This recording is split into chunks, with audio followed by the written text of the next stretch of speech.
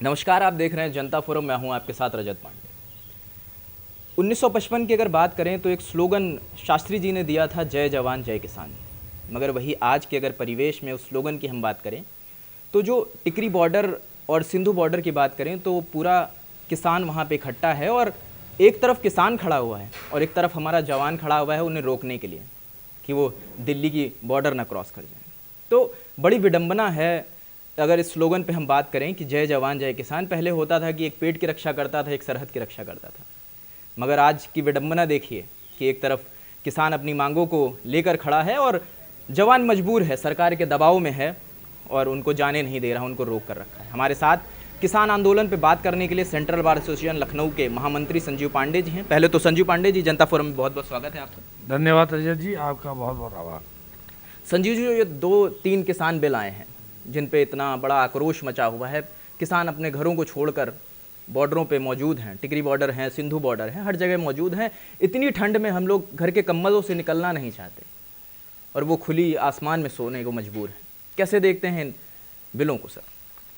देखिए, सरकार द्वारा ये निश्चित रूप से हो सकता है कि किसानों के हित में बिल लाया गया हो, लेकिन प्रथम दृष्टया जो कि ये हमारे एक परंपरा में है, भारत से भारतीय समाज के भारतीय व्यापार में, जिसको लेके सरकार कहीं ना कहीं किसानों को अपनी बात को समझा नहीं पा रही है, या हो सकता है कि वो किसानों के लिए बहुत घातक हो।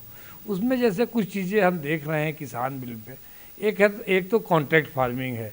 इसमें कोई कहने की बात नहीं है। कॉन्ट्रैक्ट फार्मिंग को लेके अभी तक किसानों को लेके आपने सुना होगा, आदमी बहला फुसला के आज की डेट में बहुत से प्रॉपर्टी डीलर्स हैं जिन्होंने उनकी लैंड ग्रैब कर लिया, उनसे कुछ भी लिखवा लिया, क्योंकि आज भी यहाँ पे अशिक्षा का अभाव है। कहीं ना कहीं कॉन्ट्रैक्ट फार्मिंग कहीं ना कहीं किसानों के उस पर बड़ा समस्या का हो सकती है कि उनसे कोई भी आदमी आके अपनी चीज़ को लिखवा के उनको समझा बुझा के आगे के लिए फंसा सकता है, उनकी ज़मीनों को अपने कब्जे में ले सकता है। इसके लिए सरकार को कोई एक उचित और ठोस बात करनी चाहिए। उसके बाद उसके हम देखते हैं इन्होंने कॉन्ट्रैक्ट फार्मिंग किया, अच्छी बात है इसके, क्योंकि आने वाले समय में ये भी सोचा जा रहा है कि ऐसा ना हो कि एक समय अंग्रेजों ने लाया कि आपको किसानों से ज़बरदस्ती कहा कि आपको नील उगाना है, तो नील उगाने को लेके एक फिर आंदोलन भी चला। एक स्वतंत्रता के समय आंदोलन के कड़ी में एक आंदोलन था, ऐसी कोई बात ना है। उसका जो लिटिगेशन आप कह रहे हैं, लिटिगेशन के लिए आप कह रहे हैं कि एसडीएम कोर्टें होंगी। इसमें आप जानते हैं एसडीएम कोर्टें जितनी भी हैं ये प्रशासनिक कोर्टें होती हैं और ये कहीं ना कहीं सरकार और उसके सिस्टम के दबाव में काम करती हैं। आज भी चाहे जो भी हो, जुडिशरी है और प्रशासनिक कोर्टें हैं। तो कहीं ना कहीं इसकी सीधे भी किसान को अगर वास्तव में न्याय की लड़ाई लड़नी पड़ेगी तो बेचारा 8-10 साल तो उसका वहीं पे एसडीएम के यहाँ लग जाएगा, कहाँ वो फिर कब कोर्ट में आएगा। तो जो भी इसकी डिस्प्यूट होना चाहिए उसका हल सीधे एसडीएम को ना बना के उसको किसी ना किसी सिविल जज के हवाले करना चाहिए, जिससे कि तत्कालिक निष्पक्ष रूप से उसको न्याय मिल सके। उसके बाद हम आते हैं, चलिए ठीक है, अब मंडी पे हम आते हैं। आज की हम डेट देख रहे हैं कि मंडी परिषद एक बहुत बड़ा डिपार्टमेंट है और एक मंत्रालय का भी रूप ले चुका है वो। और मंडी परिषद से बहुत से आज हम देखते हैं उसकी कमाई से गाँव में सड़कें बनती हैं, गाँव में विकास होता है, किसानों के लिए एक सुलभ व्यवस्था होती है। अब इन्होंने एक नई व्यवस्था उसमें लाए हैं कि मंडी परिषद से आप अगर बेचते हैं तो वहाँ पे आढ़तियों को अपना टैक्स देना है, मंडी को कर देना है। बाहर आप टैक्स फ्री हैं, कहीं भी बेच सकते हैं। तो निश्चित रूप से मंडी ख़त्म होंगी और एक आम व्यवसायी जहाँ ठीक है, कोई आप कहीं बेचोगे तो बाहरी आदमी खरीदेगा, मंडी पे आदमी क्यों खरीदेगा जब वहाँ पे उसको सरकार को टैक्स लेना है। तो एक मंडी परिषद भी एक बड़ी व्यवस्था है, वो भी कहीं ना ख़त्म होगी। उस पर भी थोड़ा सा क्या सरकार ने उसके विकल्प के तौर पे कैसे क्या करेंगे ये भी सरकार की जानने की बात है। तीसरी बात, एक समर्थित एमएसपी इसको कहते हैं, उस पर भी तो शायद सरकार बात कर रही है कि एक कोई समर्थन मूल्य देगी किसानों का, वो भी अच्छी बात है। इसके बाद ये सब बातों को चलते हैं, सबसे बड़ी समस्या हमारे देश में है, इसको लेके हम लोग हमेशा परेशान रहे। आए दिन हम देखते हैं प्याज महंगा हो गया, आलू महंगा हो गया, भंडारण की समस्या इसको आप कह रहे हैं कि अब इन्होंने आवश्यक वस्तु निगम में से एक चीज़ हटा दिया कि आप कितना भी भंडारण करिए आप उसके दायरे में नहीं आएंगे। और ये एक समस्या तो है ये भी कि आने वाले समय में व्यापारी, जो बड़ा व्यापारी होगा, पहले हर चीज़ को डंप कर लेगा, जब डंप कर लेगा तो अपने हिसाब से उस सामान का कहीं ना कहीं वो मूल्य निर्धारण करेगा, जिससे कि आम जनता को भी समस्या आ सकती है। इन सब बातों के लिए सरकार को एक पारदर्शिता से और एक इसका कहीं कोई जवाब होना चाहिए, उसकी कोई जवाबदेही होनी चाहिए, क्योंकि अभी हमारे यहाँ शिक्षा का अभाव है, किसान अशिक्षित है, उसको बहुत लिखा पढ़ी में क्या आप फंसा रहे हैं, क्या ये सही है, ये आपको सोचना पड़ेगा। संजीव जी, आप एक अधिवक्ता हैं, एक कानूनविद हैं। एक हमारे भारत के संविधान की अगर सबसे बड़ी खूबसूरती की बात की जाए तो एक लोकतंत्र जिसको जो हमारे संविधान को बहुत खूबसूरत ढंग से पेश करता है, और भारत की जब भी बात होती है तो हम भारतीय लोकतंत्र का ज़रूर जिक्र करते हैं। अगर हम बात करें, जैसे संविधान दिवस 26 तारीख को था जब ये आंदोलन की शुरुआत हुई। सर, अगर जिस तरीके से सरकार ने इस आंदोलन को डील करने की कोशिश करी, पहले वाटर कैनन छोड़े जाते हैं, बैरिकेटिंग लगाई जाती है, उसके बाद इंतज़ार भी करती है सरकार कि ये किसान हैं, ये क्या कर लेंगे। कुछ दिन इंतज़ार, 1-2 दिन ऐसे ही छोड़ दिया जाता है कि ये थक हार के चले जाएंगे, इनकी क्या व्यवस्था होंगी। मगर जब सरकार देखती है किसान अड़े हैं, क्योंकि अन्नदाता है, अगर पेट भर सकता है तो उनका दाना पानी भी रोक सकता है। जब सरकार को अंदाज़ा लग जाता है ये वापस नहीं जाएंगे तो सरकार चर्चा पे बात आती है, और नरेंद्र सिंह तोमर जो एग्रीकल्चर मिनिस्टर, वो कहते हैं 3 तारीख को मुलाकात करेंगे, उसके पहले कहते हैं हमारे सेक्रेटरी बात करेंगे। और आप ये मुझे कहना नहीं चाहिए मगर मैं कहूँगा कि जब वोट मांगना होता है तो मंत्री खुद जाता है गांव-गांव, किसानों से मिलता है, तब तो सेक्रेटरी नहीं जाते वोट मांगने।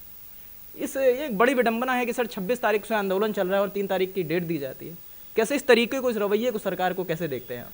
देखिए, भारत देश जो है एक कृषि प्रधान देश कहा जाता है, और एक जीडीपी का बड़ा हिस्सा उसको कृषि क्षेत्र से मिलता है, और मुझे लगता है कि 60% आबादी कृषि क्षेत्र पे कहीं ना कहीं डिपेंड है। तो एक कृषि मंत्री का ये कहना, अगर आपके हिसाब से कि 3 दिसंबर तक हमें पास समय नहीं है, तो निश्चित रूप से लोकतंत्र के लिए दुखद है। और सबसे बड़ी बात यह है कि लोकतंत्र की खूबसूरती यही है, और यही लोकतंत्र है कि यहाँ पे अपनी अभिव्यक्ति की एक सीमा में आज़ादी तो होनी चाहिए। ठीक है, सीमा अगर क्रॉस करते हैं तो उस पर कानून व्यवस्था है। तो जहाँ तक बात किसानों के आंदोलन की है, तो देखिए, ये सड़क पे जो भी आंदोलन कर रहे हैं ये गुंडे नहीं हैं, ये आपको समझना पड़ेगा। ये एक लोकतंत्र को बचाने के लिए, एक अपनी आवाज़ को उठाने के लिए लोगों का प्रयास है। अगर आप उनको गुंडा समझेंगे और उन पर आप इस तरह की कार्रवाई करेंगे तो कहीं ना कहीं आप पे उंगली उठेगी कि कहीं ऐसा तो नहीं आप पुलिस स्टेट बनाना चाहते हैं, या भारतवर्ष एक बार दूसरी बार एक इमरजेंसी से गुजरने वाला है। इस पर आपको विचार करना होगा। संजीव जी, एक सवाल और है इसी से जुड़ा, लोकतंत्र से जुड़ा, कि जब विपक्षी पार्टियां किसानों के साथ खड़ी होने की कोशिश करती हैं तो आपने देखा होगा अभी कुछ टाइम पहले जब अखिलेश जी उतरने की कोशिश करते हैं, सड़कों पर उतरने की कोशिश करते हैं, तो घर पहले तो नज़रबंद किया जाता है, और उसके बाद जब वो ज़बरदस्ती घर से बाहर आ जाते हैं तो गिरफ्तारी कर ली जाती है। अगर अभी रिसेंट की बात करें तो काफ़ी 69 लोगों को गिरफ्तार कर लिया गया और 3 दिन बाद लगभग उन्हें छोड़ा गया। कैसे देखते हैं सर, क्या ये जो तरीका है सरकार का, ये कहीं ना कहीं लोकतंत्र पे खतरा बनता जा रहा है? नहीं, देखिए, बात वही समस्या है कागज, जैसे मैंने अभी आपसे कहा, किसान बिल एसडीएम करेगा, यानी कि कहीं ना कहीं प्रशासनिक दबाव होता है तो सरकार का दबाव होता है। अब लखनऊ में राजधानी है प्रदेश की, यहाँ एक कमिश्नरेट सिस्टम है, जिसको लेके हमने लगातार मुख्यमंत्री से पत्राचार किया है, बात भी किया है कि आप ही बंद करेंगे, आप ही छोड़ेंगे। एक ना एक कहीं ना कहीं समस्या होती है, और मेरी बात भी हुई थी मैं उस दिन कमिश्नर साहब डी के ठाकुर जी से, अभी जो समस्या आई थी, क्योंकि 3 दिन से वकील कमिश्नरेट के चक्कर लगा रहे थे, और एक मुचलका 151 एक छोटी सी चीज़ थी, और वहाँ पे कोई कोर्ट नहीं है, कोई समय से बैठने का कोई स्थान नहीं, कोई वहाँ पे सिपाही पुलिस भी नहीं जानता कि कहाँ पे कौन साहब बैठेंगे, किस थाने का जुडिक्शन कहाँ। और अगर देखिए, न्याय मिलने के लिए आदमी तभी बात कह सकता है जब वहाँ पे एक स्वच्छ और निर्भीक वातावरण होना चाहिए न्यायालय में। न्यायालय में कोई डंडा लेके, बंदूक लेके बैठा रहेगा तो एक आम आदमी अपनी बात को कैसे कह पाएगा। और आप उस पर बड़े बड़े आप वो लगा देते हैं, जुर्माने लगा देते हैं, बेल बॉन्ड लगा देते हैं, कहीं ना कहीं ऐसा लगता है कि आप वॉइस धो के काम कर रहे हैं। लोकतंत्र में ठीक नहीं है, जिसको लेकर अभी माननीय उच्च न्यायालय हम लोग गए थे, और माननीय उच्च न्यायालय ने भी फटकार लगाई, लेकिन वो दिखा नहीं अपने आर्डर में, लेकिन उन्होंने ये जरूर डायरेक्ट किया कि इनको तत्काल रूप से जैसे ही हो उनको आप मुचलके पे रिहा करें। तो कमिश्नरेट की प्रणाली को ठीक बात है, कोई ना कोई अच्छे काम के लिए हर चीज़ लाई जाती, लेकिन आपको इस पर पुनर्विचार करने की आवश्यकता है। इस तरह अगर आप करेंगे, देखिए, आप न्यायालय रखिए, और पुलिसिया अंदाज, पुलिस का काम अपना, न्यायालय काम अपना, इसमें कहीं ना कहीं भेद होने की आवश्यकता है। संजीव जी, एक सवाल और कि जैसे किसान कह रहे हैं लगातार कि हमें बिल की वापसी चाहिए, और गवर्नमेंट अड़ी हुई है कि हम संशोधन कर सकते हैं, अगर बातचीत को आप तैयार हैं तो हम कुछ ना कुछ संशोधन उसमें करेंगे। क्या लगता है, संशोधन से बात बन जाएगी, या जो जिन किसानों के लिए उस बिल को बनाया गया है, अगर वही सहमत नहीं है तो बिल की वापसी हो जानी चाहिए? देखिए, ये तो सरकार का मुद्दा है और पिछले कई सालों से कोई पॉलिसी बनती है उसमें ठीक है, लेकिन इस देश के लोकतंत्र में जहाँ पे किसान अशिक्षित है, जहाँ पे पूरी संभावना बनी हुई कि सरकार या कोई भी व्यक्ति या कि कोई व्यापारी या बड़े घराने राजघराने इनको बहला फुसला के कोई भी एग्रीमेंट कर सकते हैं, तो इनको आपको पहली चीज़ तो फुल प्रोटेक्शन देना पड़ेगा। हम आपकी बात मानते हैं, एक चूँकि एक हम लोग ट्रेडिशनल खेती करते हैं, पढ़ाई लिखाई का अभाव है, आज हम केवल दाल चावल और गेहूँ जैसी चीज़ उगाते हैं।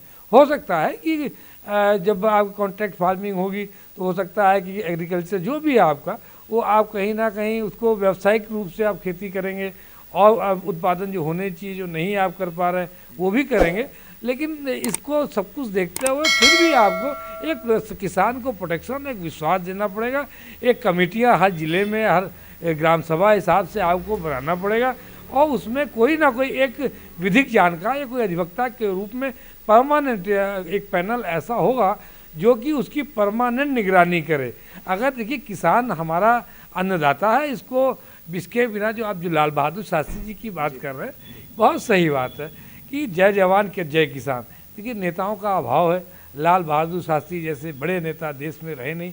आज दुर्भाग्य ये है कि नेता के नाम पे आदमी के मन में जो आम आदमी का भाव है वो कहीं ना कहीं ऐसा लगता है ये नेता नहीं, कोई व्यापारी है, समाज को ठगने आया है, लूटने आया है। आम जनमानस का जो भी लोग हैं उनका नेताओं पे से भरोसा उठा है।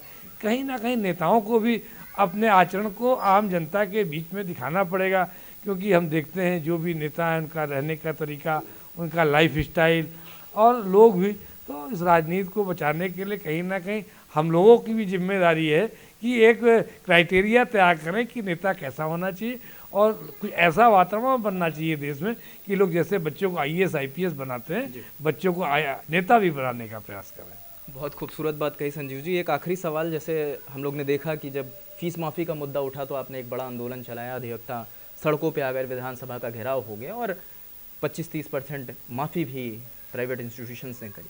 क्या लगता है कि अगर किसान आंदोलन ऐसे ही चलता रहा, किसान भाई हमारे परेशान रहे, तो क्या लगता है कि एक बार अधिवक्ता फिर रोड पर उतरेंगे, फिर से घेराव शुरू होंगे और किसानों के हित में कोई फैसला आने की उम्मीद होगी? निश्चित रूप से दिल्ली के बार एसोसिएशन ने बात उठाई थी, हमारे और भी वकील भाइयों में हम लोगों में बात हो रही है।